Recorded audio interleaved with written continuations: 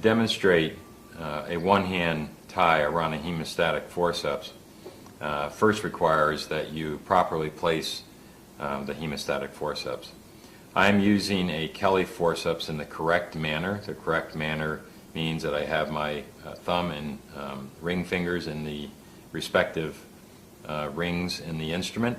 I sometimes use my index finger to help stabilize the instrument, and the instrument is used with the curve toward my midline, which is right here. Okay? Now, in order to properly clamp a vessel, you're going to use your rat tooth forceps, roll the skin edge out, and you're going to actually place the two limbs of the hemostatic forceps down. You press into the tissue and you grab the vessel, which is sometimes easier said than done. Now I've successfully grasped the vessel in that manner, and then I'm going to roll it over until I perform the ligation. Generally speaking, what you do after you make your incision is go ahead and clamp the vessels, and then you're prepared to perform your ligation technique. Now, to do this properly certainly requires an assistant surgeon, and so I will have my trusty assistant come and help. Now, one of the reasons that I applied the Kelly forceps in that manner is that when you tie around a hemostatic forceps, you need to have the tips of the instrument presented to the surgeon.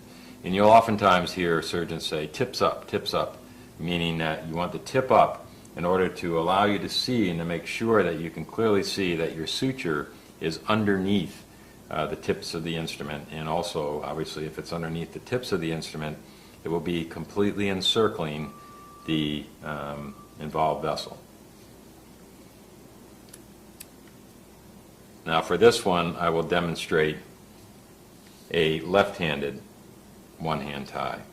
Remember, as with any one-hand tie, the short end of the suture is in the hand that's doing the tying. And so you'll notice that I'm going to complete 2 throws. Now, at this point, I'm going to have that pretty darn snug, and I'm going to have the assistant, once I seat that into the tissue, the assistant now is going to release the clamp, and now I completely snug down that suture, and then I'm going to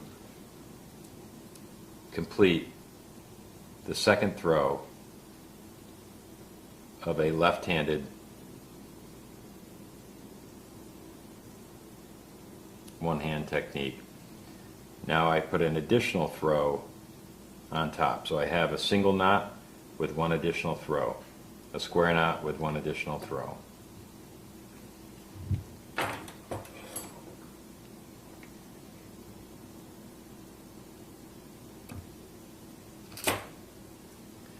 For this hemostatic forceps and vessel, I will demonstrate a right hand one-hand tie. Notice the difference right away is that I'm using the short end of the suture material now in my right hand. The tips of the instrument are up, meaning that I can clearly see the tips, being the surgeon. I'm going to complete a one-handed tie.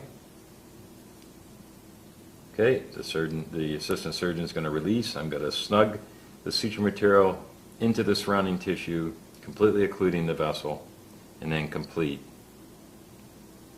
the square knot. I'm going to put one additional throw on top. So I've performed a square knot with a right hand, one hand technique with one additional throw.